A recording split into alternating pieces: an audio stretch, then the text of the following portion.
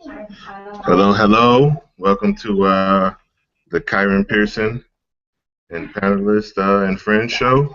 Uh, this is our first go at it on Voluntary Virtues Network. We'll be here every Monday from 8:30 to 9:30. Come and check us out, please. We're going to cover a range of topics on this show. Some of them will be hello. Welcome to more informative. Oops, I got the YouTube thing running up. This is our first go at it on Voluntary Virtues Network. Okay, so wonderful technical difficulties. Good thing that probably nobody's gonna watch this for a long time. We have the only other panelist right now is Jessica Cologne. Jessica, you can go ahead and unmute yourself. Hello, everybody. Jessica and I are hoping that some other friends come, but as of right now, we're going to give you sort of a brief understanding as to who we are, and today's show is going to serve as a way to introduce ourselves, so that you get a little bit of our background and who we are. So Jessica, will you tell us a little bit about your childhood? Did you go to public school? Where were you raised? What were your parents sort of religious, or what were their political affiliations, etc.? Okay, so I will start with my parents. My dad and my mom both grew up in Puerto Rico in a very rural setting. Very, very simple people. My mom actually got pulled out of school when she was in 6th grade because her father didn't want her to fall in love and get pregnant early. So just to give you an idea of how the times that she grew up in. My dad, kind of similar, very, very rural upbringing, which I actually love that part of my family because it made me appreciate things that growing up, I feel like people who grew up in the city don't really get to appreciate. They grew up very religious, by today's standards, very conservative. If you have sex before you get married, you're going to hell. Very Roman Catholic. So my upbringing was a little bit more modern, but still very Catholic, very conservative. I was lucky in the sense that my parents never really tried to force me too much into their belief system. They gave me a lot of room to just grow and be myself, but at the same time, I went through the baptism, I went through the first communion, I went through the confirmation. I went to a public school in Puerto Rico, which in Puerto Rico back then, I don't know about now, but back then public schools, like everybody had to wear uniforms, and it was still a very strong Catholic presence, even in the public schools. So even in school, the religious influence was very, very strong. As far as politics, I don't ever really remember my parents being super political in the house, like trying to sway my brother and I either way. I'm sure they voted in the elections there, but they never really tried to make me into a political person. Their shtick was more religion. But once, I turned 15, I was already here in the United States by that time. I pretty much rejected religion. And like I said, I was lucky in the sense that my parents didn't condemn me and they didn't try to force me to be a churchy person and whatnot. I was in school in Puerto Rico until the beginning of 5th grade. Moved here when I was 10 years old. I started school here, I think, in September. So the semester had already started. So I didn't speak English. So that was an experience in itself. The cultural shock was definitely a big thing. But I think it was good because I kind of feel like coming here and not knowing anything, not knowing the language, gave me a fresh start. Like I reset it. I left, the person that I was in Puerto Rico definitely got left behind. Of course you carry that with you for the rest of your life, but I did feel like a little kid. I was a little kid, but in the sense that I didn't know anybody, I didn't speak the language, so I felt very, very helpless. And that gave me a lot of time to think about the world and just become very introverted, and not in a negative way, just a lot of inner monologue because I couldn't really communicate with my peers.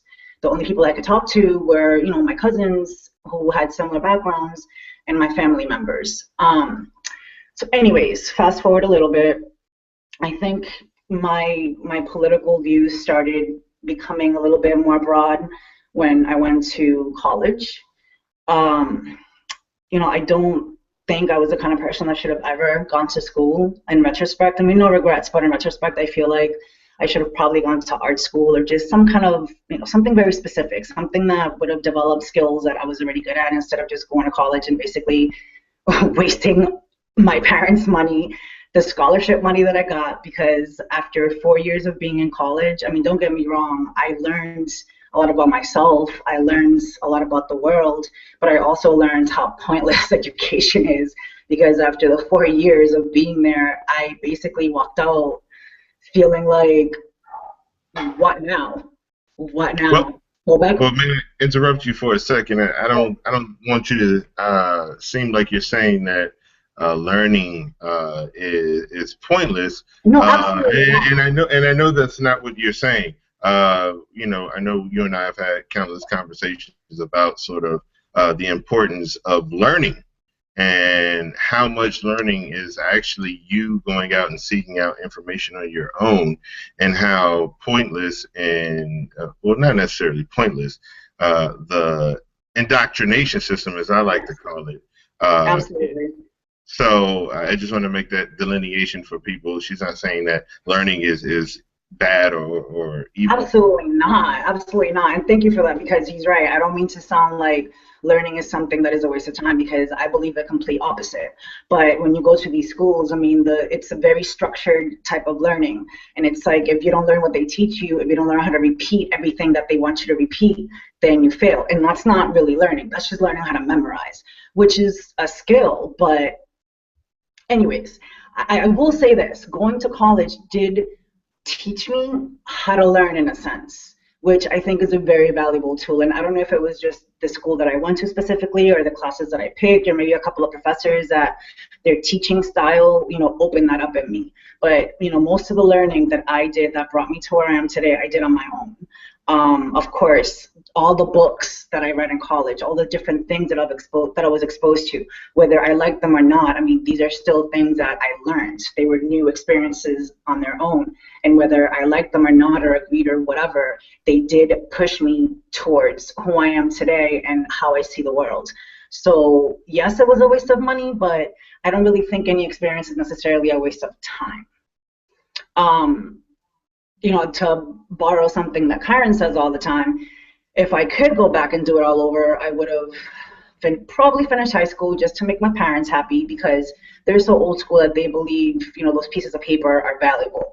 And, I'm first generation college, so, and they, my mom didn't even make it to high school. So to them, this is a big deal. So, I mean, at least I gave them that.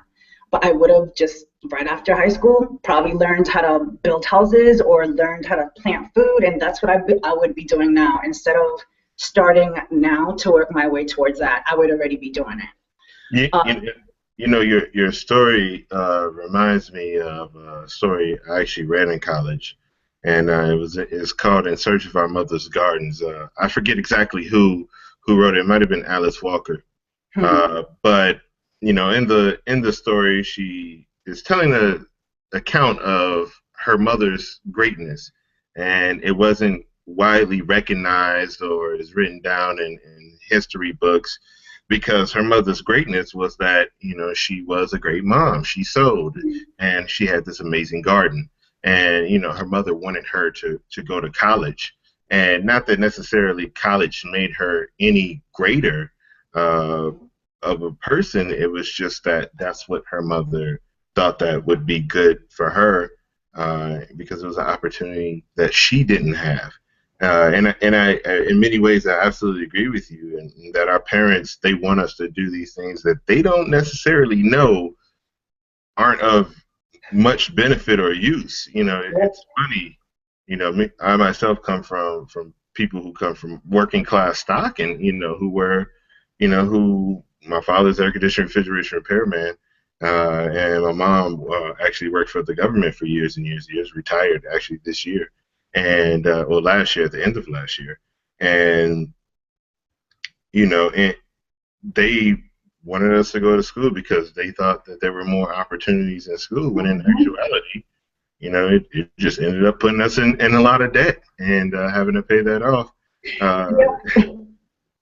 I mean, I will say I was pretty lucky in the sense that, I decided to go to a state school, and that in itself like cut my tuition by a lot. And I actually did pretty good in high school, so I ended up getting a lot of scholarship money. I didn't have to pay anything my first 2 semesters. So, I don't mean to sound ungrateful, because I was able to go to school for probably a quarter of the money that most people that went to the same school that I went to had to pay for. So, I'm glad for that, because my dad, I mean, I was basically done paying tuition and paying my loans by the time I was like 24 or something, 25, which for most people is unheard of. I know people that are still paying off their undergraduates, still. So back to, what was I saying before? I kind of lost my train of thought. we were talking about sort of what your parents wanted you to do. Oh, yes, yes. I wanted to say something like based on what you were saying about this book, the story that you were talking about. It's so ironic because I come from a family of people who basically made their living from the earth. My mom grew up, her parents were both farmers. They had a house in the middle of like basically the Puerto Rican, I mean, it's not a jungle, it's, plantain trees, strawberry fields, that kind of jungle, very tropical, very lush, very rich. They had, a natural source of water, probably like a half a mile from their house. They had a pond in the back, I mean, I'm sorry, a well in the backyard. My grandfather used to nurse fighting cocks back to health. I mean, this was how he made his living aside of providing for his family. My grandmother used to grind coffee and sell it to the neighborhood. So it's very insane to me that, and this is not a knock on my parents at all, because I couldn't ask for better parents, but it's insane that here I am trying to get back to the things that they left, that they already had. They know how to do all this. That's how they grew up. Their parents knew how to work the land. They knew how to build houses. They knew how to just live. And here I am fighting my way back to this life that they chose to reject because of the things that are defined as success, as, I don't know, living right. Uh, one of the things that I want to do if I ever get enough money is buy my grandmother's farm back. And my mom and her sisters, after their parents passed away, decided to sell it. And if that land was still in my family, I would be living there right now. I might have internet access and I would still be doing shows like this, I hope, but I would be there right now. So Yeah, right now, I'm sorry, go ahead. yeah, I think that's sort of the anarchist dream, is to have a house out in the middle, as far as away from tyrannies and people that think that they have any rule over your life. And unfortunately, we feel like we can only get that out in sort of these out in the woods situations. And most people think, I think erroneously, that because of that, most anarchists are these lone wolves that just want to go out and not be bothered with anyone. Anything could be further from the case, I feel. And so, it's just as unfortunate that we can't have these lives of simple agrarian productivity in an urban context because of the state. There's so many laws and rules and regulations about what you can do in your front lawns and et cetera. So Right, right. I imagine that you are of the same yoke, and not wanting, to go off in this sort of country context in order to have, this nature, but it's really hard to do in an urban environment because of, I guess, the cost of space, and then also the fact that there's so much state there to prevent you from doing that. Let's get into how you became an anarchist. When did you start calling yourself an anarchist, and what was that sort of transition and transformation like for you? You know, I have to say this before I go into the story. Me even labeling myself anything is such a big deal. I spent years and years rejecting any kind of label, whether it be political, whether it be cultural, and it took me a long time. to come to the wisdom, the realization. And I mean, you had a big part to do with that, that you have to call things by their name. And I know there's a quote that Confucius said that I can't think of right now, and maybe you want to just throw it out there real quick before I continue, because I feel Yeah, like I kind of just like butchered it. yeah. No, I actually got the quote from watching a Stefan Molyneux video, Okay. which was amazing to me, and the quote just made so much sense. Uh, he said, "The beginning of wisdom is to call things by their proper name." Or call things by their proper names, and it's a quote from Confucius. And for me, it just it makes so much sense to be able to convey what it is that you're absolutely saying without any doubt if you use very concise language. Absolutely. And so it doesn't allow for confusion.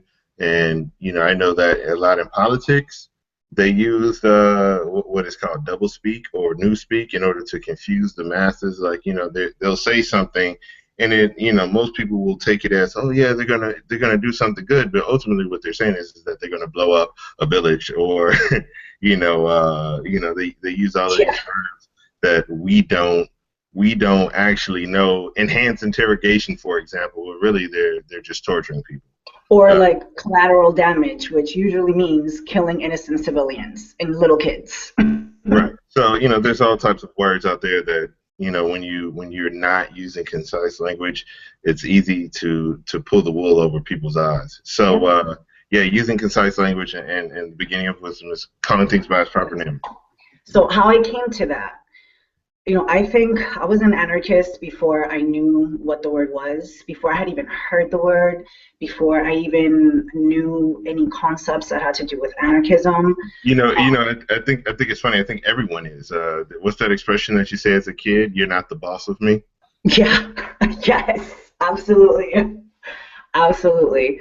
I remember, I think probably the earliest memory that I have as far as like being very vocal about my belief systems without really knowing that there was actually a label that perfectly fit this. It's probably like 3, 4 years ago. I took a chance. I moved to New York City thinking that like I could make my life there, and I couldn't have been more wrong, because as much as I love New York and I have so many friends there, like that place, I don't even want to go back and visit. Like it's, anyways, let me not get on that tangent. So, I remember being out there and getting into conversations with people and just feeling like, wow, this is something that I do feel passionate about. This is something that I actually want to talk to people about, and not necessarily convince anybody to think like me, but this is who I am. This is how I think. So a couple of years later, I remember one of my friends, who was one of these people that I had been talking to in the city, telling me that I was actually the first person that had kind of introduced her to anarchism and some of the concepts, and that she remembers having conversations with me that basically changed the way she thought about these things. And that kind of like hit me hard, because I don't recall ever actually saying to her, I'm an anarchist. These are anarchistic views. It was just me basically flying off the top of my head. So, fast forward a couple of years later, I get on Facebook and I'm pretty active on there, mostly just fucking around, not really doing anything serious. And of course, learning, because exposure, you end up clicking links, and next thing you know, you're reading like 5 articles about something. But I think it was really Facebook that exposed me to just this world that I didn't really know about. And again, I mean, I have to, give you another shout out, because, talking to you about these things and hearing your view on them and your definition of, not your definition of these words, but how you speak about these things, made me realize that this is what I am. Like, I can actually use this label and have it be accurate and not feel like I'm just throwing some name on myself to fit into something. I didn't pick anarchism because I liked how it sounded and what it represented.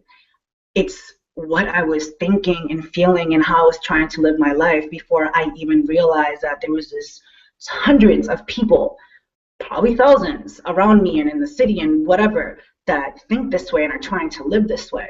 So it was really, I'll say the internet, specifically Facebook, Twitter, sure, but really Facebook, and just me, like I said, clicking on links, stuff that you sent me, stuff that I found on my own. And I came to a point where I was like, I actually have a word when people ask me, like, what's your politics? Even though I don't see anarchism as a political party or anything of the sort, but it's Right. still a response that I can give that will give people context as far as what I think. And of course, I mean, most people these days that aren't anarchists have a completely skewed view of what anarchism and anarchy is. So Well, that usually, that goes back to the whole double speak and the fact yeah, that they went absolutely. to these public schools. It's interesting. One of the guys who I do a co-host and I'm a panelist with on Voluntary Virtues show with Michael Shanklin. His name is Robert Kruger. He says that more than Ron Paul, who is probably responsible, the second most responsible person for making the most anarchist or helping people get to anarchism. What Robert Kruger says is that the first most uh, responsible person for making anarchists will be Zuckerberg. Uh, Zuckerberg, ironically, I believe it. I completely agree. Zuckerberg, ironically, with all the government, money that As probably serious receiving as he is. Facebook, is probably going to be the reason why the government falls. This is like a Trojan horse, or Yeah. like some malware, or some He worm created the virus. platform for all of these people to be able to connect instantly and be able to do things like this. He created, I mean, he didn't create Google Hangouts, obviously, but if it wasn't for Facebook, we wouldn't be right here right now. Hey, you're exactly right. So you owe a lot of where you are to just the internet, and but I feel like that may be the case, may not be the case. I think that there's also something else about you that you're just a very curious person, and what is it that you would say most people stops them from wanting to learn and explore and really understand the world as it is? Do you think it's the public education system, or is it just that human nature, just human beings just don't really want to, they really don't care. They're just too caught up in, maybe mating and reproducing and getting that fancy thing that will allow It's them. definitely part of it. Honestly, I think people just get comfortable and they get lazy. They get caught in these cycles where they feel like they can't escape, so they convince themselves that they're happy and that this is what they want to do. But in reality, they're not happy because they always want a bigger paycheck. They always want a bigger house. They always want a newer car. They always want, the new LV purse or whatever it may be. But I do think it has to do more with the false idea of, I did the quotes in the wrong place, but the false idea of comforts. They don't want to take these comfortable things away from themselves in order to, I don't know, change their own reality. When you learn things, when you are out there doing your own research and just reading whatever, there's a huge possibility that you're going to read something, that you're going to see something, you're going to come across something that's going to force you to face your reality. So what's the easiest way to prevent that from happening? What's the easiest way to feed yourself lies? You stop. You stop reading books, you stop learning, self-teaching, and you start watching TV. You start watching the Real Housewives of whatever freaking city they're in now. I mean, Loving hip hop, loving hip hop. like all of that, all of it. And don't get me wrong, like I am not against entertainment. Like not everything in life is supposed to be serious and like intense. Like, but if something that you're basically putting into your body is stopping you from being happy and really living truthful to yourself, then it is bad. It's unhealthy. And all of those things, I feel like they keep people in this woken slumber and they don't want to learn anything. They literally choose not to learn anything or expose themselves to anything that might challenge their current way of life. I mean, I think that's part of the reason why, honestly, like I lose people on Facebook, Twitter, whatever, constantly. Like I used to take it personal before, but I realized that the reason why it's happening is because I'm making them uncomfortable. Whether it's because they disagree with me or I'm forcing them to like, and not like I'm trying to force anybody into thinking anything because I don't believe that's right. But simply by me expressing an opinion on Facebook, anybody that reads that status is basically taking the risk of having to think about what they just read. Right. And start Uh, thinking about something, that's it. That's like the first step into getting to a point where you're either going to choose to live a lie or you're going to choose to live the truth. Yeah, you used the word force, and just so people know, it's sort of an introduction to who we are and what this channel is about, and what anarchism or voluntarism is about. It's about living a life that is free of the initiation of force, and the key word being initiation. Force is okay, coercion is okay as long as you're using it to protect yourself from someone else who has initiated that force. So when I think Jessica is saying that she forced someone to think about something, it's just that she put it out there and it got into their mind, and it's like that Trojan horse or whatever. It just That's what these happens.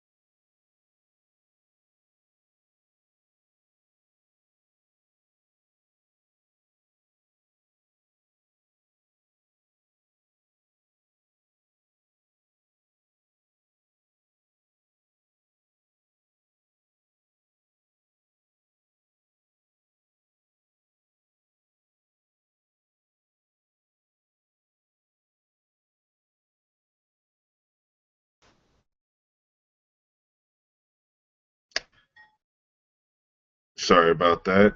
Seems to have been some technical difficulty. I don't know where I was in the storyline of my life, but I grew up in Gary, Indiana, which is a steel mill town. It's in the Rust Belt now of America, where a lot of the industries of America were. The um, There was a collapse of this sort of these industries there after globalization, after India and Japan started being able to produce steel at much cheaper prices and a higher quality steel.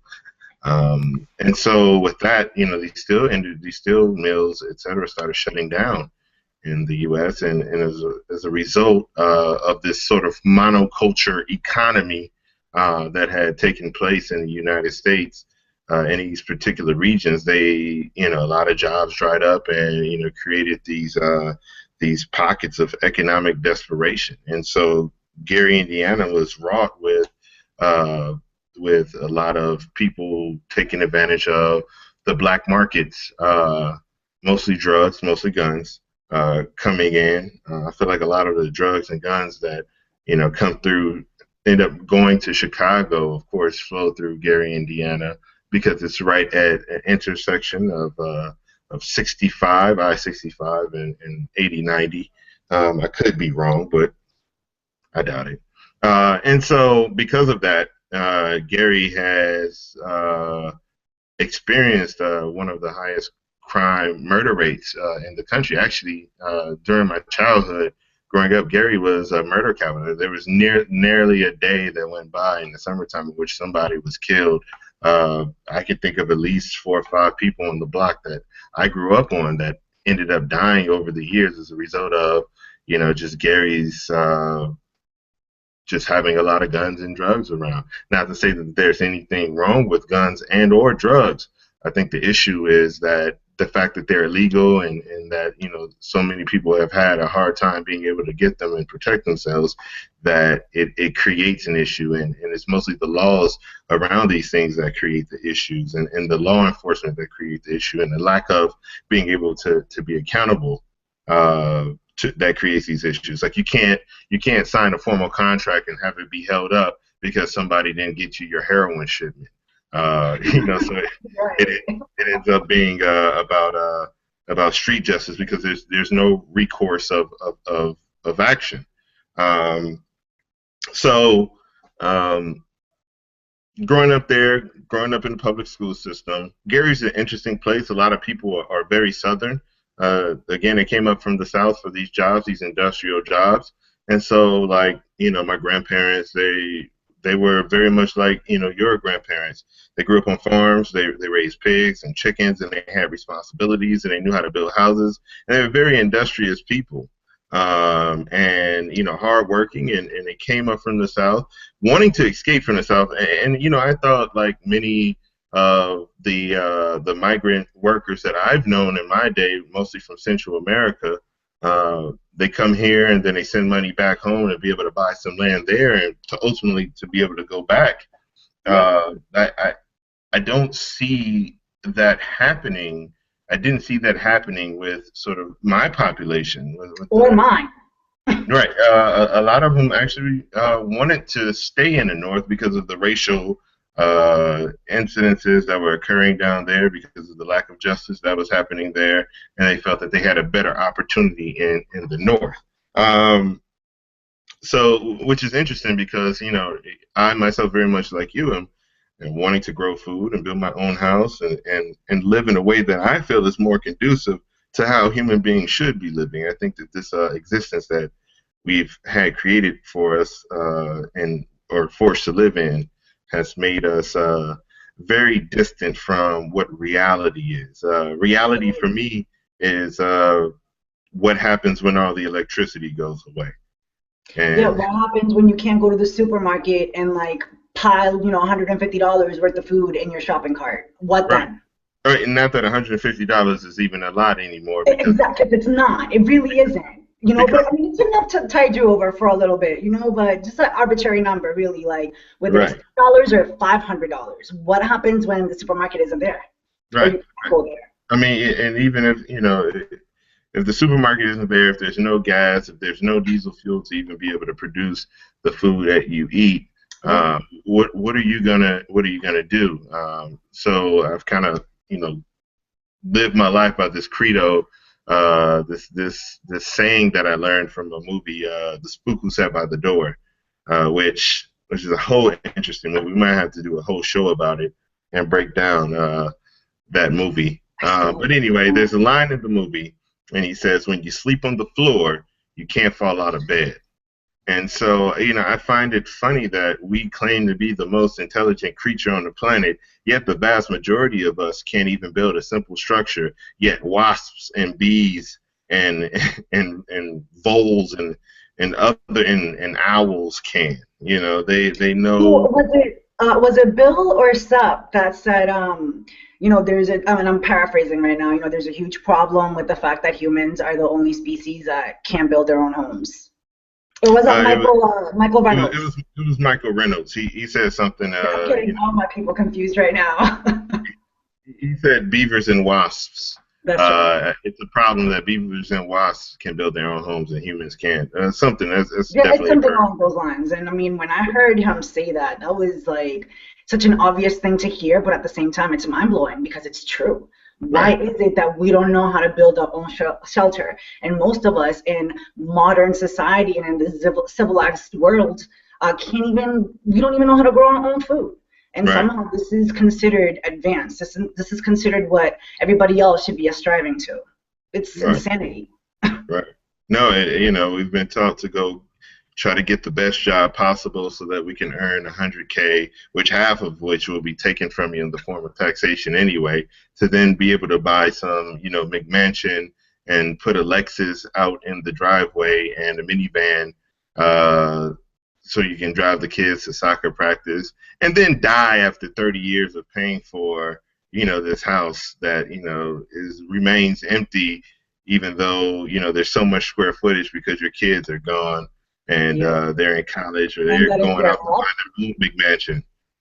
if you're lucky, your kids won't have to keep paying for it. Yeah, You're lucky, I should that's say. not how debt works in this country, as far as whatever debts the parents take on. But it damn near might as well be.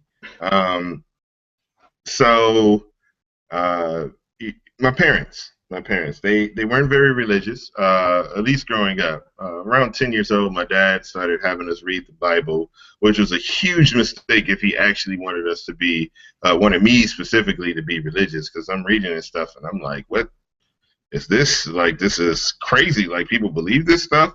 Uh, I was the one who was, we would go fishing like all the time in Indiana. We right there on Lake Michigan. There was also the Calumet River and all these little ponds and lakes around the area.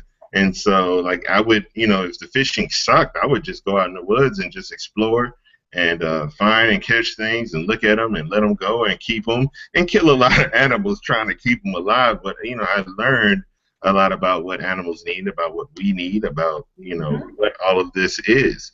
And sorry to all the animals I killed. I apologize. I didn't mean to. I didn't know. But basically, what I was trying to do was get back in touch with that essence of what life is about. So me being that kid and understanding what life was all about and what was really kind of going on out here on a biological level helped me see kind of through the mirage of religion.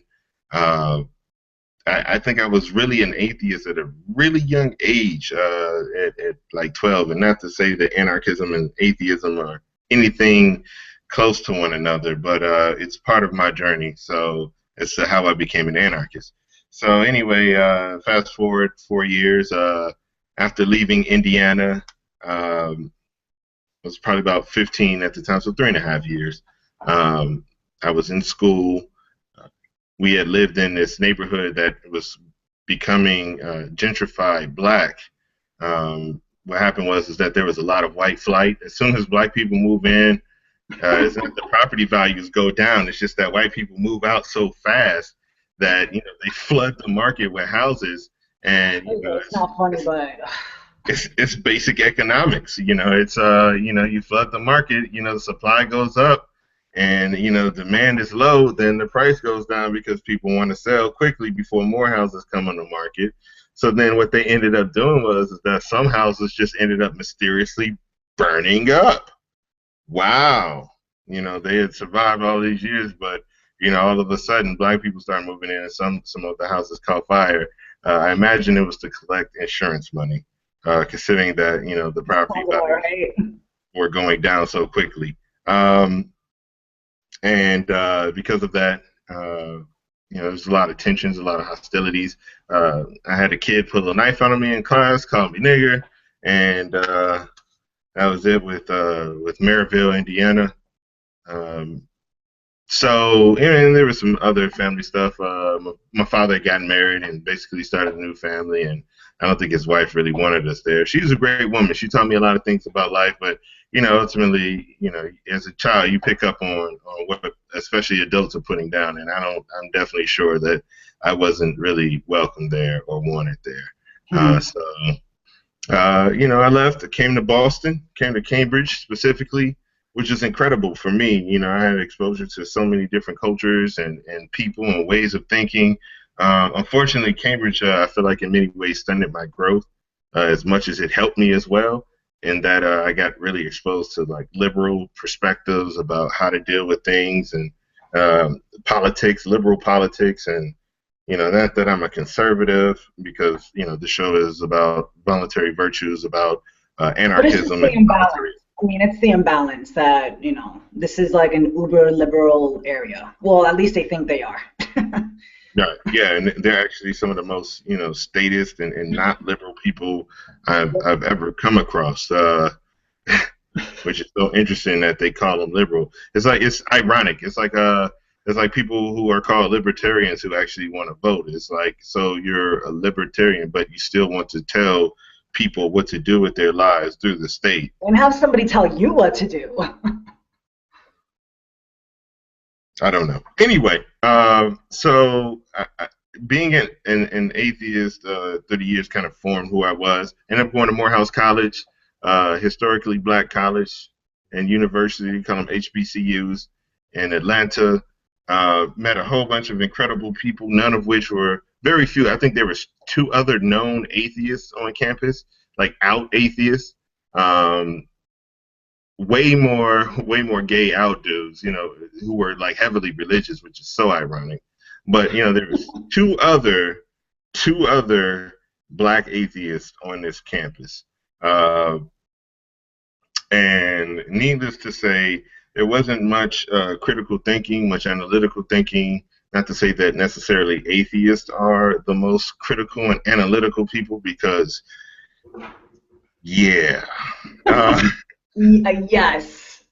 That actually could probably be another show right there. Yeah, That no, topic. we're gonna have to do a whole nother show on what I like to call statheist. Yep.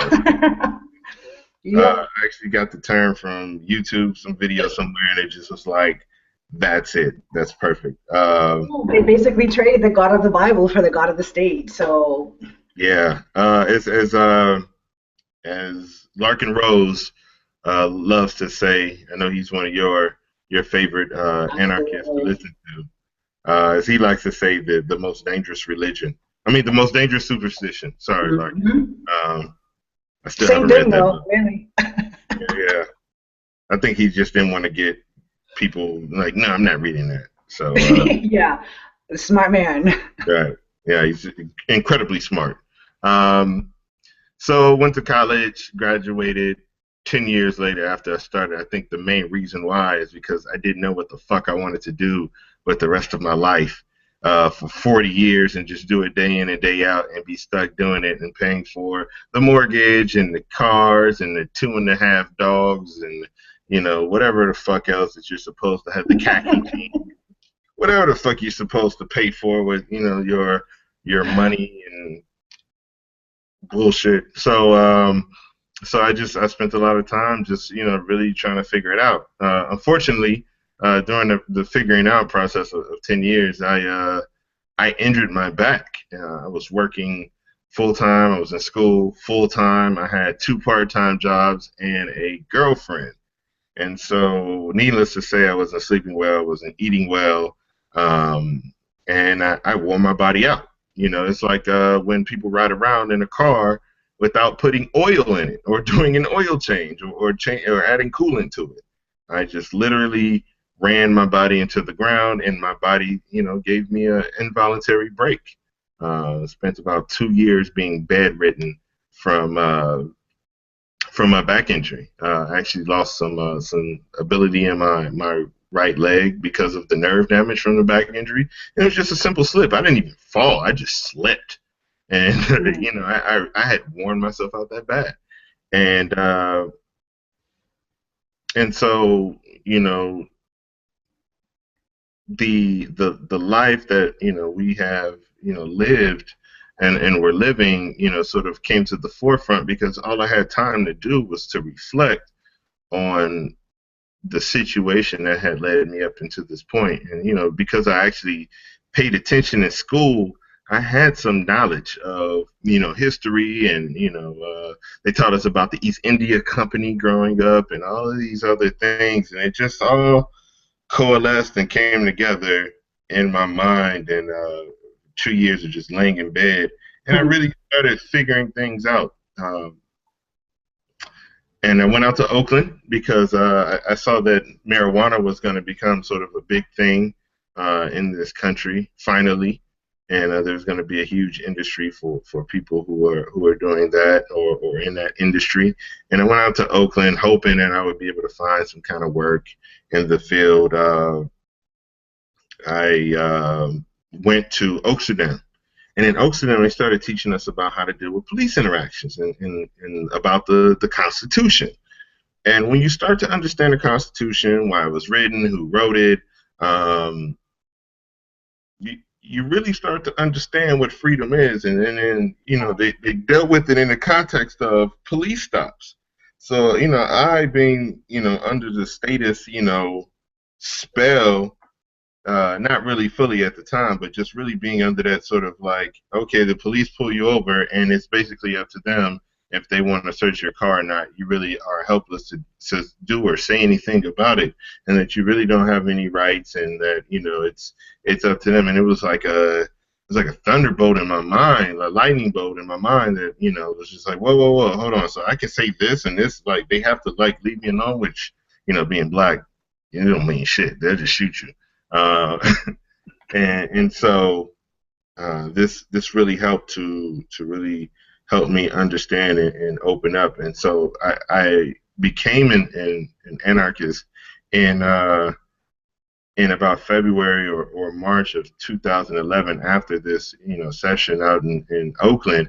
And this was after like years of being on Facebook, much like yourself, especially in the anarchist groups. And this is why I laughed at sort of atheists being sort of like these intellectually enlightened people, is that I was often questioning of authority, and it wasn't like some kind of conspiracy theory. I was talking about stuff that is actually known to have happened, and people were just like, "Oh, you're just you're a conspiratard, you're talking all this crazy shit, and like get out of here, you're not really an atheist, and blah blah blah." And I'm just like, wait, hold on, so you're cool with other people telling you what to do, and so I actually gleaned a couple of really cool friends off of there, and like we were back and forth a little bit, and they kind of helped catapult me over into anarchism. Ironically or interestingly enough, some of them really haven't taken on the ideas of anarchism and voluntarism, because they think it's a white man uh, a white man led movement, and that it's really racist, which is so fucking funny. I can't help but to laugh, because I hear, most of my anarchist friends who just so happen to be white talking about the prison industrial complex. They're talking about the war on drugs. They're talking about, taxation, and you're muted up. Yeah, police brutality. Right, all the time. And most of my black friends are posting clips from Love and Hip Hop, or thanking God Not for just this race. world star. What's it called? Hip Hop World Star. What the hell is it called? That website? I'm World, looking on right yeah, now. world stars, I like to call it. World star hip hop Yeah. videos and fights, and just bullshit. And it's just like the white anarchists are posting about people being killed and harassed and brutalized by the police and the system as a whole, and the war on drugs and why we need to be against it. And you all are posting stuff about love and hip hop. Wow. So, I find it ironic that It's that is extremely ironic. yeah. So, yeah. Fast forward, just doing a lot of YouTube video watches, a lot of Stefan Molyneux, a lot of Larkin Rose, a lot of Shanklin, um, some Rothbard, uh, just watching Jeff. anything. Jeff Hmm? is like my new obsession, to be Yeah, honest. no, Even though, no, like, Jim. I've seen him before over the years, like for some reason in the past like 3, 4 months, I feel like him and Larkin for me really represent what I believe like anarchists are, like what they talk about, how they talk about it, how they present it. Those two men, and Josie too, actually. Josie, I mean, I know she's not new, but her presence at this level is fairly new. Josie Hey, Wales is somebody who is actually really, really influencing me a lot. And not just because I agree with everything she says, but just because of how she says it and how she presents it. Like she makes things very accessible, I believe. it's so cool that Josie came on the scene. I think, she might be a force to be reckoned with in the years to come. As a matter of fact, she already is a force. She With all of her, already is, absolutely. she's a beast, as we like to say colloquially. She's a monster. Yeah, she came on the scene, and I think in a week of like posting videos, or her first video, by her third video, she had like smashed uh, Larkin Rose's viewership, and most people, I think, unfortunately, have said that, oh, she's just Larkin Rose's female mouthpiece, because which is Larkin Rose ridiculous. is short, ginger, from from Virginia, which is absurd. You don't become an anarchist being a follower, and so you know. Uh, But guaranteed, the people that say that are the people that she's basically like, schooling without them wanting to be schooled. So of right. course, the first way that they're gonna try to like demean her and take away from what she's saying is, oh well, you're just a cute girl who's Larkin Rose's puppet. And she's actually spoken about that. And she always, people who come at her like that, basically, they get their asses handed to them. So Yeah, and so it's absolutely true. But I did a lot of watching that, and I think mostly my background in biology, or zoology, and watching animals, uh, and being an animal myself, but mostly growing up in Indiana, spending a lot of time outdoors, really helped me get in touch with what the universe really is, what all of this really is, and looking at it for what it is, seeing what it is that I'm looking at, as I've heard you say in conversations. Um, because so often, most people don't, they don't understand this reality. They don't see it for what it is, and that really helped me to get into anarchism. Just understanding that, when you're talking to another human being, and they have this sort of perception of authority over you, or most people think that this person has authority over you. I often say to people, hey, look, that person wipes his ass, or that, she wipes her ass the same way you do. yep, You know, they gotta take a number front one to and number back. two, just like you. You said what? I said they gotta take a number one and a number two, just like you. Yeah, that's it. That's it. They're just a human being. They're just this organic thing that is as fallible and as feeble as you are. So don't get caught up because they put on some funny costume, and have been told, you've been told that they are your rulers, because all that is that they use violence to maintain that.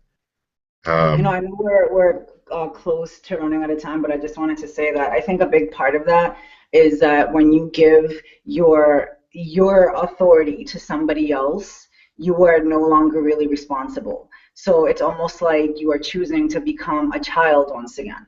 You're no longer responsible for your own life, of what you know, what you learn, who you're taking care of, how you take care of them, because there's always this like larger force over you that has control over things that it shouldn't, they shouldn't, it shouldn't, whatever pronoun you want to use. It really comes down to people being afraid of being responsible. Well, Period. it's very interesting to me, and this goes back to, again, my doing a lot of studying of nature, is that the domesticated dog, or the domesticated wolf, the animal that we call a dog, is really a wolf that is stuck in a permanent mindset. Sorry about that. A permanent mindset of being A puppy. a puppy, or a cub, as wolves, Yep. baby wolves are called. And so, because of that, they end up being, uh, I think the same thing can be said about human beings. I think it's exactly analogous to that. And so, because of that, I think what it is that you're saying is absolutely true. Most people want to run away from the responsibility of their lives, of being responsible for themselves, because in many ways that, quite possibly, the powers that be have selected for people that are very childlike, that want to be ruled over, that want to have the responsibility of their lives put on these other people, so that they're not accountable for messing up. Pretty much. I mean, So I think that's a great sum up right there, to be honest. so you know with that being said, we're come to the end of our time. Um, Again, this is Kieran Pearson and friends with Jessica Cologne today. Sorry, our other panelists couldn't be here. Hopefully, they'll be here next week. Uh, keep my fingers crossed. I love to have them. They're amazing anarchists, amazing voluntarians that have some incredible views and some incredible insight. I love listening to the things that they say or reading the things that they say on Facebook. And I think that many people will love to gain from their insight as well. We'll have more and shows with better topics and really hope that we can appeal to an audience of color mostly. Not to say that we all aren't human beings and that we all can't learn from this message, but I know that there's a huge lack in the people of color arena as far as anarchism is concerned, as far as voluntarism is concerned, as far as freedom, the philosophy of freedom is concerned. Um, so I definitely want to be sort of a bridge to that and get them, my people, over to the anarch side, as I like to call it. Uh, mostly because Awesome. mostly thank you. Mostly because every time I've asked like important guests like Jeff Berwick or Walter Block about how to spread this anarchism thing, this philosophy of freedom, so that we can all really get to understand it and be free.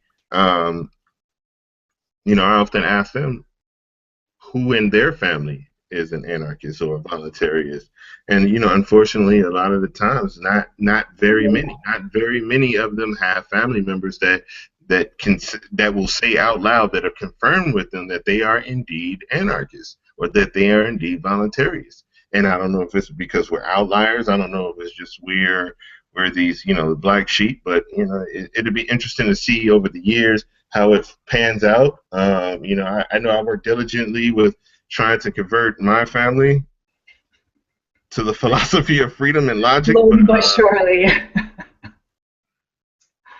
it's incredibly difficult, and I'm probably going to give up really soon. Matter of fact, no more shows. I quit. But no, seriously, we'll be here every Monday, 8:30 to 9:30. Please come and join us. We have one viewer right now, and I'm pretty sure it's me. But We have two viewers, and I think the other one was me. yeah, no, as you were going in, trying to see for questions and comments. Yeah. We started a little late, so I'm going over now. I don't know how long this is gonna last. It's a Hopefully, first show, though. So, first show. yeah. I just want to make sure I get an hour in there. I might stop it a little early, just to have it under 1 hour mark, so that people Okay. aren't freaking out with. Yeah, right. But yeah. What topics would you think you want to cover next week? You want to do race and anarchism? You want to start there? You want to wait on that? You want to do something a little simple? No, I think that would be good. I mean, I think that's a really broad topic, so we might want to talk offline a little bit about how to approach it. But I mean, I think that's actually perfect for the show if our main purpose is really to expose these Underexposed populations. I'm sorry? Underexposed populations. Yes, exactly.